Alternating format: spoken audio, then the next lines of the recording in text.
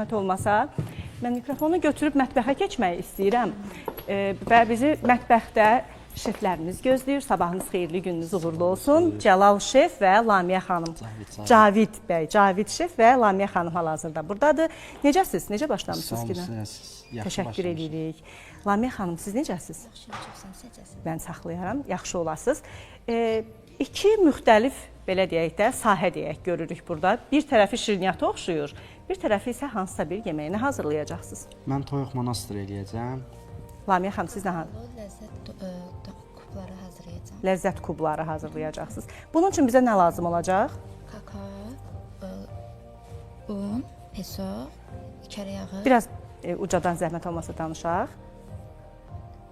Aha, kakao, un, süd. Peso, süd, kərə yağı, vanil. Bəs çiyələklər nə üçündür? Çiyələklər dekor üçün üstünə. Dekor üçün Bir bəzəyəcəksiniz. də kakaonda üstünə. Tamam. Siz bizə lazım olan ərzaqlar sizdə deyəsən biraz daha azdır. Toyuq fili, göbələk, üstünə Holland pendiri. pendiri. Dada görə, zövqə görə soğan da vurmaq olar. Üstünə də 2 dilim pomidor da qoymaq olar, amma o zövqə görə dediyim kimi. Yəni Dəyişir. istəyən vura bilər, istəyən vurmaya da bilər. Təxminən nə qədər zamanımız alacaq bu yeməklərin hazırlanması? Həm şirniyyatın, 15 həm dəqiqə. daha tez başa gələcək.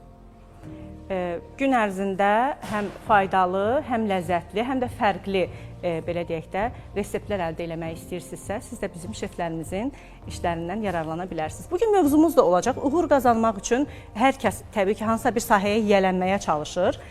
Bilmək istəyərdim, bu sahəyə gələnə qədər ağlınızdan keçən hansısa bir peşə, ixtisas olubmu ki, həmin sahəyə yönəlmək istəmişsiniz, amma sonrasında fikirləşmişsiniz ki, diplom alıb evdə qalmağındansa daha yaxşı olar ki, hansısa bir peşəyə yiyələnim. Belə deyim də, mən uşaqlıqdan həvəsim olub. Artıq 3 ildir ki, professional şəkildə işləyirəm özüm tək. Yəni sənətimdən məmnunam. Sənətinizdən məmnunsunuz, nə gözəl. Bəs siz? Xoşum gəldiyinə görə məsələn. Başqa bir sahə olmayıb, uşaqlarda olur, adətən qızlarda müəllimlik, həkimlik. Müəllimlik olubdu, sadəcə sonradan Fikrinizi yayındırıb, dəyişib, şirniyyatçılıq sahəsinə gəlmişsiniz. Söhbətimizə davam edəcəyik sizinlə.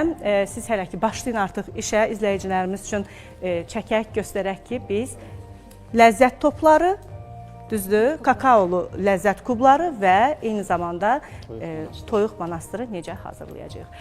Və